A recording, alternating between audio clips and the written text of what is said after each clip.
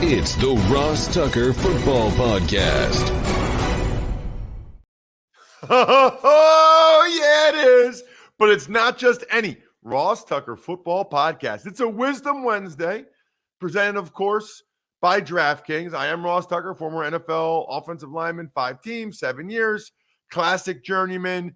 Tomorrow, well, first of all, later today, we'll have the Fantasy Feast podcast, where we will be recapping the skill guys in the Super Bowl, as well as some of these coaching changes, because there's a lot and they matter a lot from a fantasy perspective. So check out today's Fantasy Feast, however you consume the show. How about Ed Kelce? He'll be today's guest, Jason and Travis's father.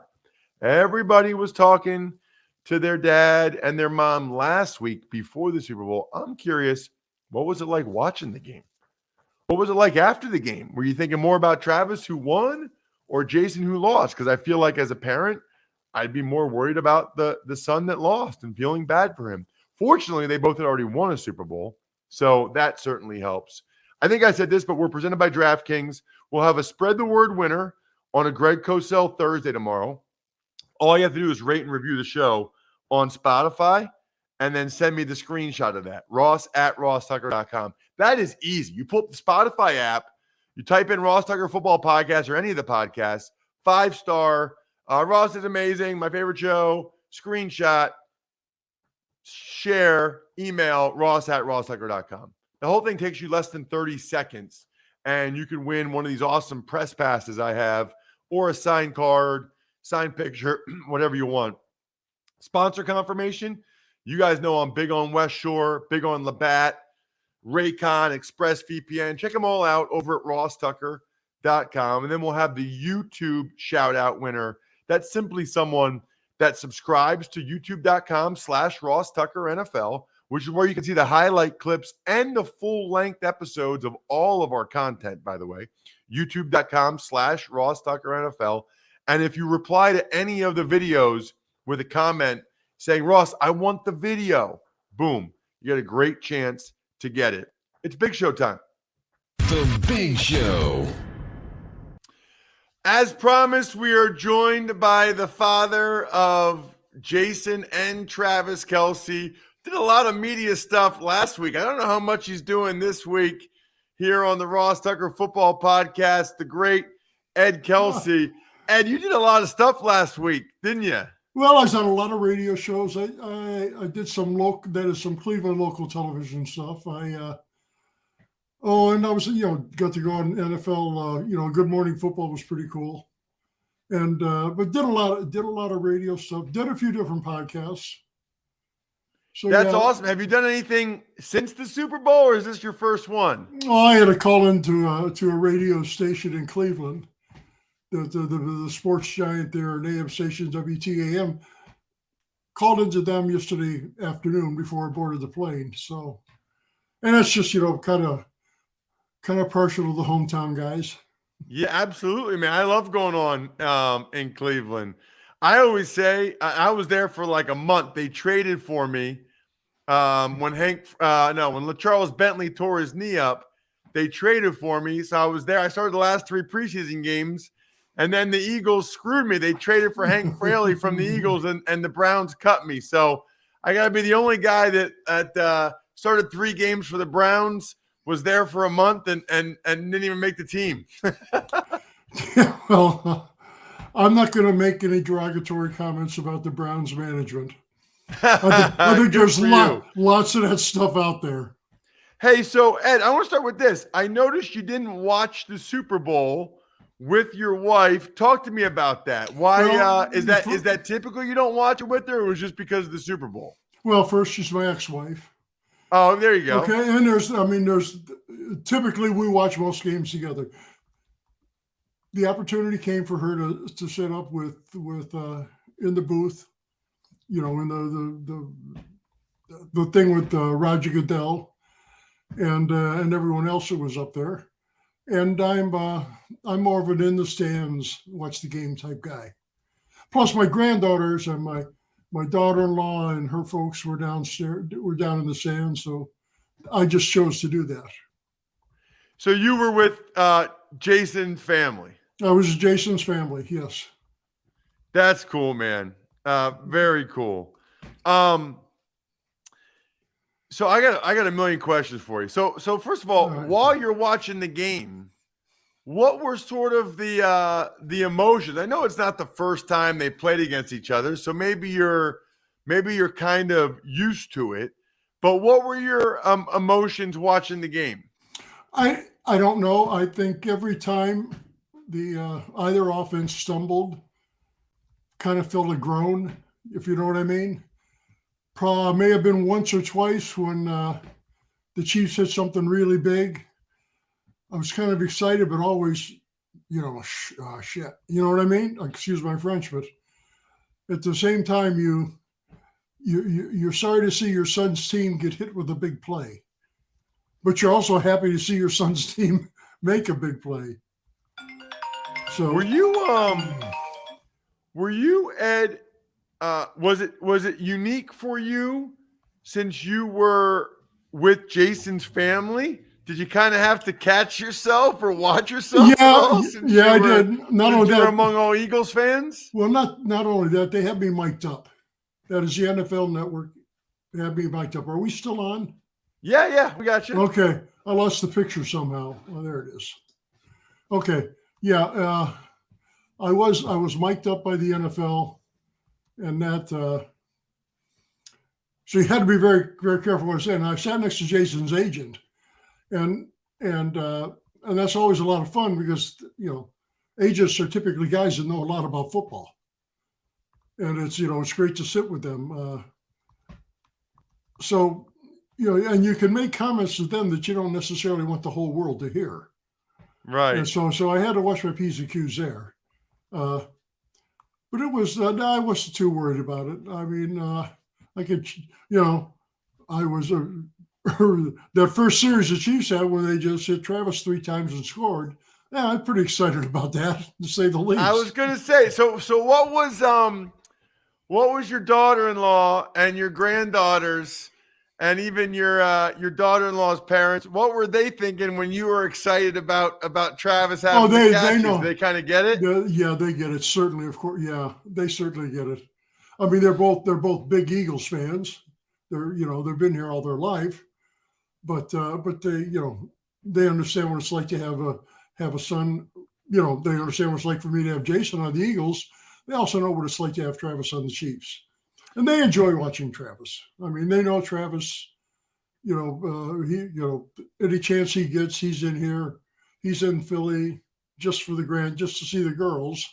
Not just to see the girls, but that's, when he gets here, that becomes his focus, is those 2 little girls. So yeah, Kylie's folks know all about that. I didn't get any. What about your thoughts, Ed, after the game? I guess I'm just curious as to what that's like, because you're obviously really happy for the one son, but your heart's broken for the other. Talk to me about what you were feeling after the game, what you did after the game. Well, stayed in the stands right up until the end of the game. Actually, I think after the field goal, I went to the bathroom, and then I couldn't get back down to my seat. But I didn't have any prior instructions on how to get on the field.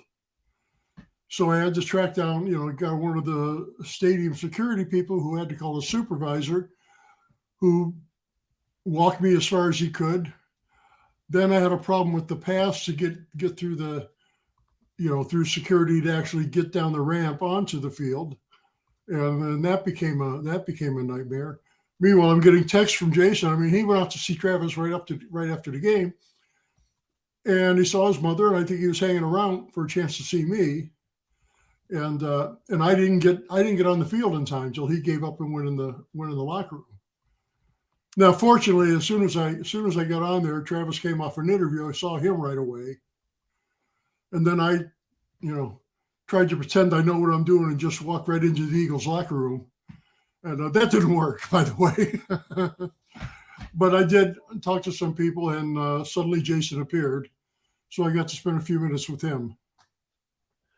That's awesome. Yeah, it's funny. I literally, right before we started talking, I just saw a clip of Jason hugging Travis And then he said to Dwayne Johnson, I'm trying to find my parents. I'm trying to see my parents. I'm trying to see my parents. And all of a sudden, Donna comes up to him and he hugs Donna. And I can imagine after that, he was waiting, trying to find you. Yeah, and I'm kind of surprised he was able to use his phone. I didn't think he had his phone with him then, but I'm getting texts from him, where are you? Where are you? And of course, he may have given up by then and gone back in the locker room, but somebody got to him and managed to get him out, and I got to spend a moment with him. It's funny, just knowing your boys a little bit, Ed, and I don't know them personally that well, but just kind of from afar. And I knew they grew up in Cleveland Heights or whatever. When I first was thinking about this game this week, and I found out what you did for a living or why you moved to Cleveland, I guess I read somewhere steel salesman. You tell me if that's right or not. But what I'm thinking is, if you would have given me 3 guesses as to Jason and Travis's dad's name, Ed definitely would have been one of them. And if you said, what did he do for a living? I would have said probably like a steel salesman. Is that right? Well, I sold operating materials to the steel industry, steel and metals processing industry. So I didn't actually sell the steel, but I would go into steel mills and I would sell them insulating materials. I know we don't want to get into too much technical stuff here, but basically stuff that they have to use on a regular basis to get going. To Got operate. It. Okay, that makes sense. What is your background? Were you or Donna athletes? I'm sure you've been asked that a million times. Sure, Donna. I played football in high school for 3 years and tore my knee in the summer of my senior year. So that was all for me in football. Donna was when I met her, she was playing on a softball team, a baseball team, or I say softball team, and a soccer. And she had been very good at track as a like in the middle school years. I don't think she did it in high school. Her father had played for Ohio University for a year. Uncle Don, her brother, had he was at Purdue for 4 years. So he got to kind of give it up to the athletic ability just based on all that. You got to think maybe a lot of that came from mom. How tall are you, Ed? How tall is Donna? Donna's 5'9.5", maybe 5'10". I've been calling myself 6 foot forever, but it's like maybe a 30-second under. It's funny. My dad is 5'9", like a $170, but my mom is probably is a good 5'9", and my uncle went to Delaware on a full ride. So I always say it definitely came from, most of it came from her side. It's funny because my wife always comments on this. When you look at NFL players, usually the mom is a taller woman. You know what I mean? It seems you don't see very many small moms. I never focused on that. I'm gonna have to take your word for it. I mean, because you've seen so much more than I have is with your business in the NFL. My time or my exposure to the NFL has been, watching tight end routes and watching guys snap the ball and what he does afterwards. When did you know, or did you not know until they got to the NFL that your boys were special? Like, when did you know, boy, these kids really have something? Well, my father's family was very big. So growing up, there was a toddler someplace. And, the older kids take care of and play with the younger kids at the family picnics, at the gatherings. And so, everybody gets together for a weekend barbecue, whatever. So I had an exposure to playing ball with little kids, with toddlers. And playing the same type of games with Jason and subsequently Travis, it was obvious then that there was something a little different here. In the back of your mind thinking, then as they got into even the small community sports, and it was obvious they had a lot more God-given talent than some of the other kids. And the further along we progressed with the youth sports, it became evident there's something special here. These guys can, and this will serve them well. I mean, we all know that athletes or athletic experience and proficiency in sports, or not just proficiency, participation in team sports is a relationship builder. And so it was always pretty obvious to me that the sports ability was going to do them well, going to serve them well in the future. Now, they didn't play football when they got to middle school. It wasn't really a youth football program in Cleveland Heights. And I saw Jason play in middle school. He fell in love with it. And he has some very good coaches. And I think we all realized at that point, this kid could be good. Now, that was far too young to start talking about scholarships or any of that. And it was probably middle school that I realized that, these guys are going to play football, and they're going to play it at college. Now, they're going to play it on Sunday. I don't know. As well as I do, awful lot of guys that are as good of football players as Jason and Travis get to 1 or 2 years, and injuries hit them that they have no control over. They do everything they can right to recover from the injuries. They're not lazy. They do the work, but it just doesn't work out. I mean, I'm sure you know a lot more guys than I do, that I even know of, that happened to. And, so that's kind of like a wild card in there. Before you start claiming my kid's going to play in the NFL, you better hope for a little help that he doesn't get sidelined by an injury here or there. But yeah, high school, it was high school just confirmed everything. His high school coach was very supportive, and his high school coach, he had a couple of kids in the league. The most recent one being Barry Cofield. Oh yeah, with the Giants. Okay, he was a Heights High graduate, and Coach Jones was well aware of him there. Their assistant, one of Coach's assistants, I'm going to call him Coach Robo because I never figured out how to pronounce his last name. But Coach Robo was actually a strength coach with the Browns for a few years, and he had a lot of guys playing for him that came from smaller schools and stuff. So he, but he was, he was very supportive. He said, "Yeah, there's some talent here. You can see it and you can feel it that they're better than other people, and that they're going to do the work to be the best they can. But when you start hearing it from guys that have coached players that went to that next level, that played on Sunday, then it really starts to hit home." Yeah, I bet. This is, I think, the second or third off season where, there's some talk about whether or not Jason will continue playing. Does he ever ask you your opinion of it? Do you ever talk about it? Obviously, it's funny, Ed, because I guess I look at it differently now than when I played, right? Like when I played, I would have played as long as I could. And in fact, I herniated my C5, C6 in my neck and bruised my spinal cord.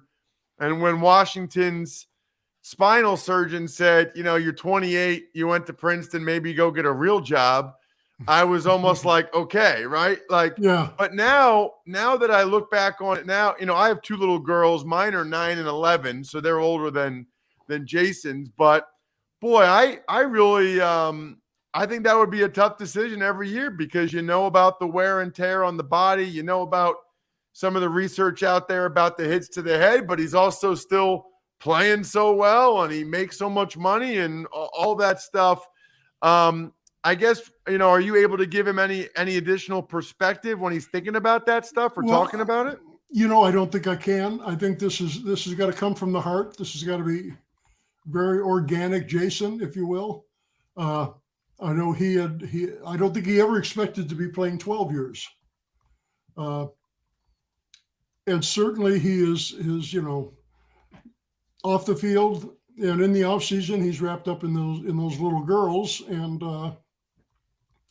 so I don't know where this will go. I'm sure there's a little bit of a sour taste in his mouth right now that says, You got to get back there and fix this. He doesn't,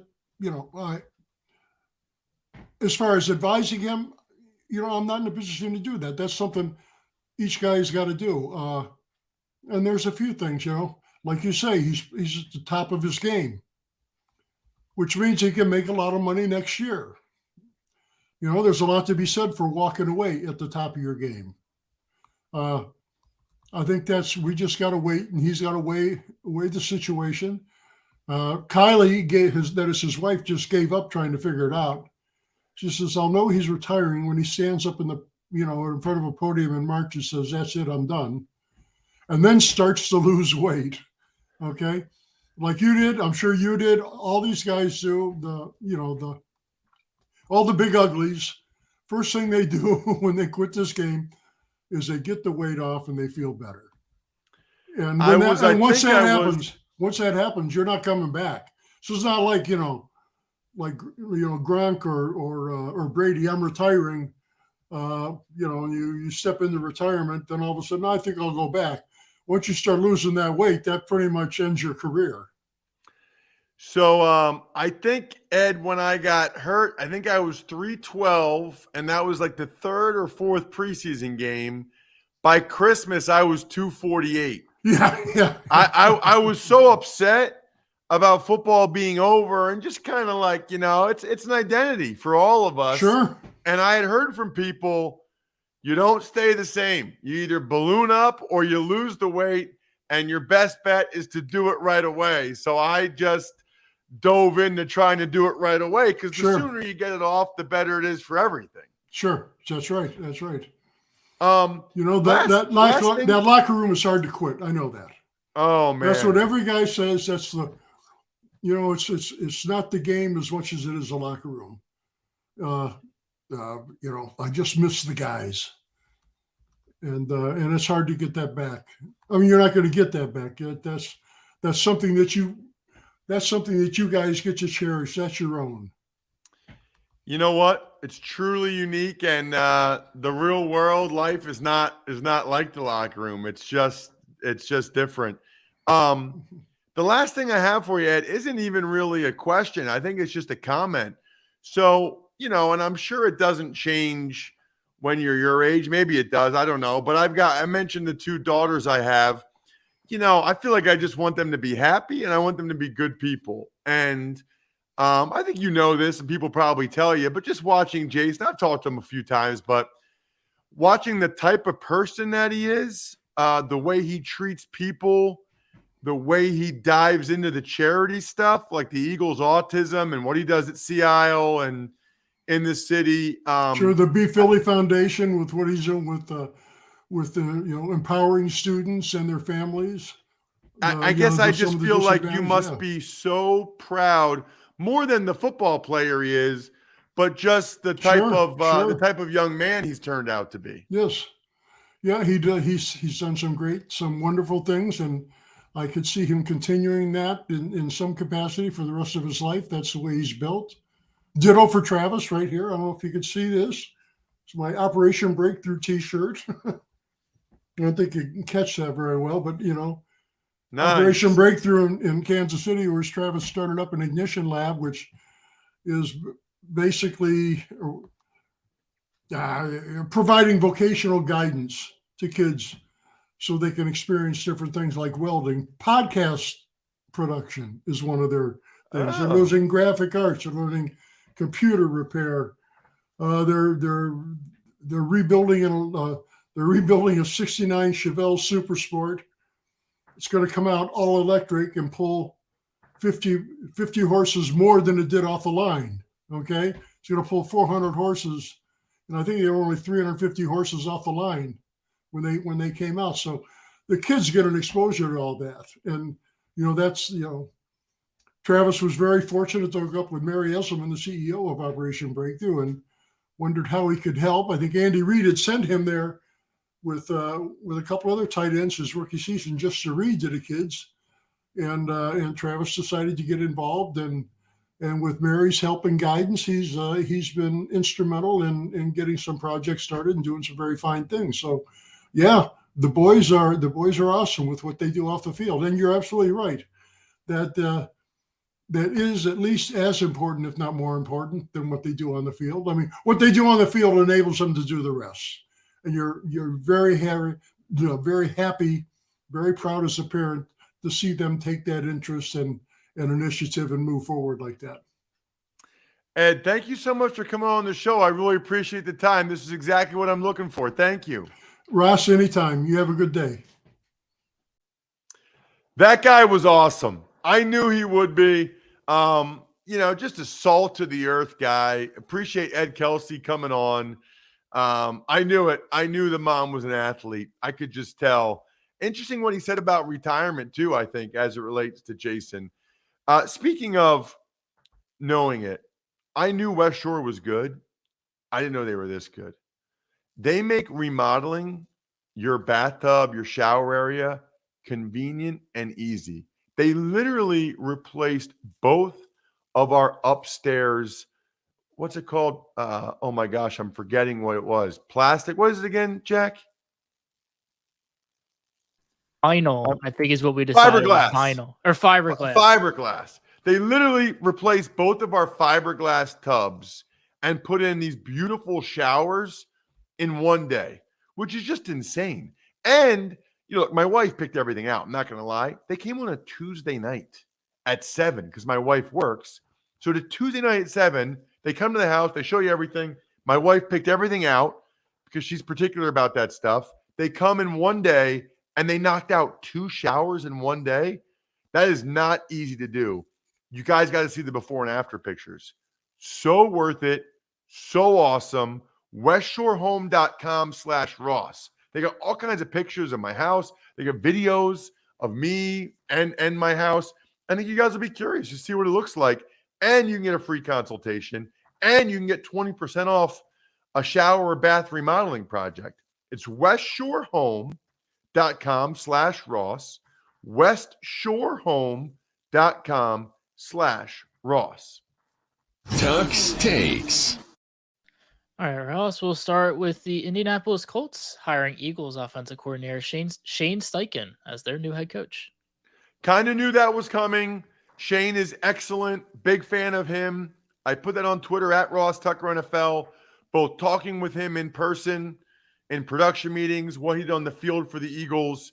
I think he's going to be an excellent head coach for the Colts. And we'll see how much it impacts the Eagles next year. You never really know until they make the next hire and you see how the next year goes. We know this. That's who Gannon hired as his that's who Sirianni hired as his OC. So he thought at the time that was the best guy for the job. Tuck's Takes. Another Eagles coordinator is on their way out. Jonathan Gannon is headed to Arizona as their new head coach. Very interesting how polarizing Gannon is in Philadelphia. I thought overall he did an outstanding job. I mean, they had one of the 2 or 3 best defenses in football. They almost broke the NFL record for sacks in a year. There were others that felt like he wasn't aggressive enough and didn't like what happened in the second half of the Super Bowl. Can't really blame them for that. I knew within the first 5 minutes that I met Jonathan Gannon that he'd be an NFL head coach. Within 5 minutes.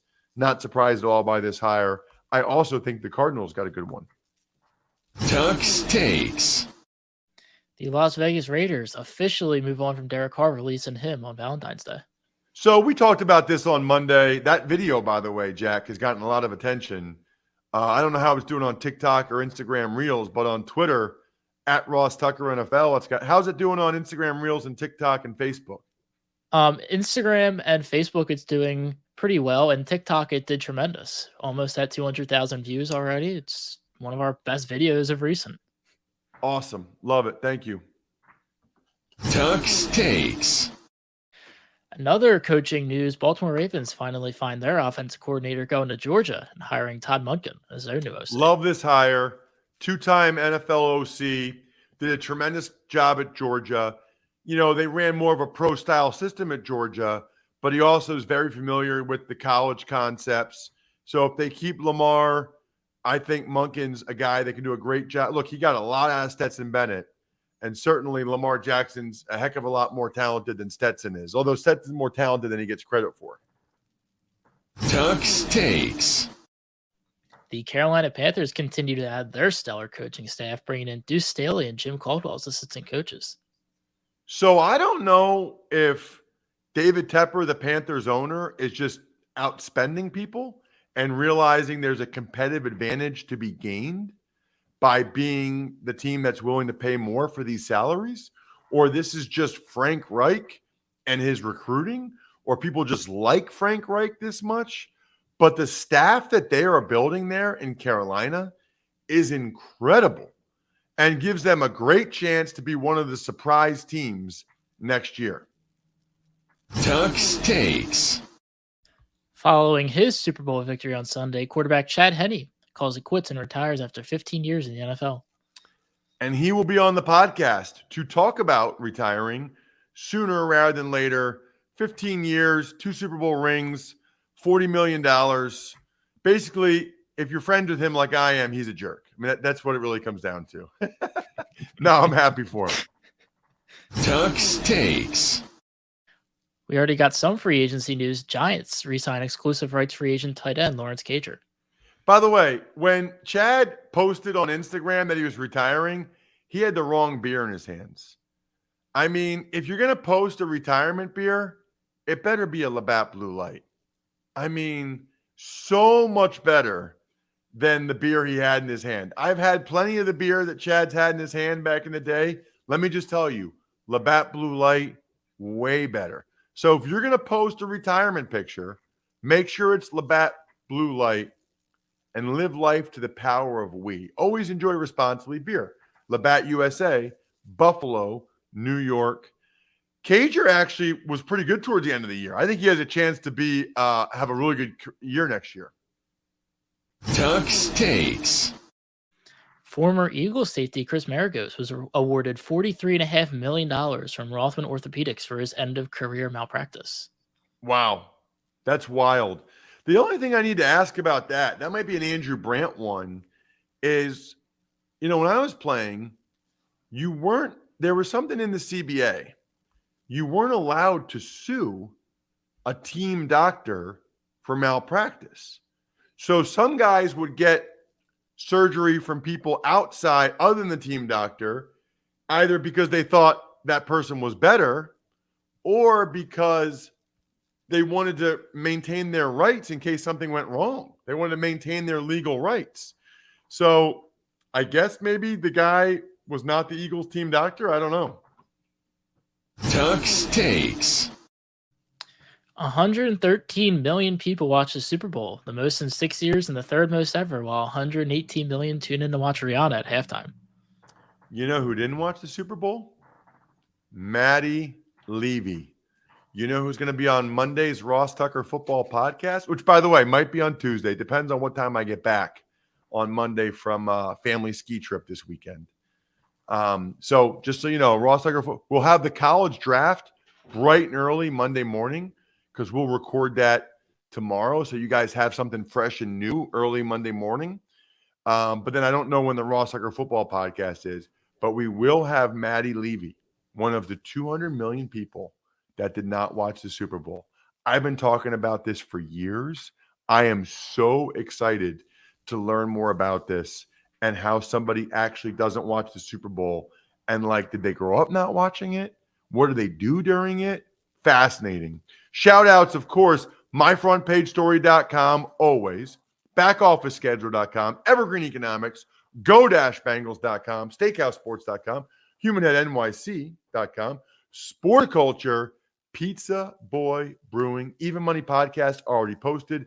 Greg Cosell, his breakdown of the Super Bowl and the coaching changes tomorrow. Speaking of breaking down the Super Bowl and the coaching changes, that's what Joe Dolan and I will do momentarily today. Check out the Fantasy Feast.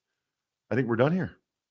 Thanks for listening to the Ross Tucker Football Podcast. Make sure to also subscribe to the Fantasy Feast, Even Money, Business of Sports, and College Draft. All available at Apple Podcasts, rosstucker.com, or wherever podcasts can be found.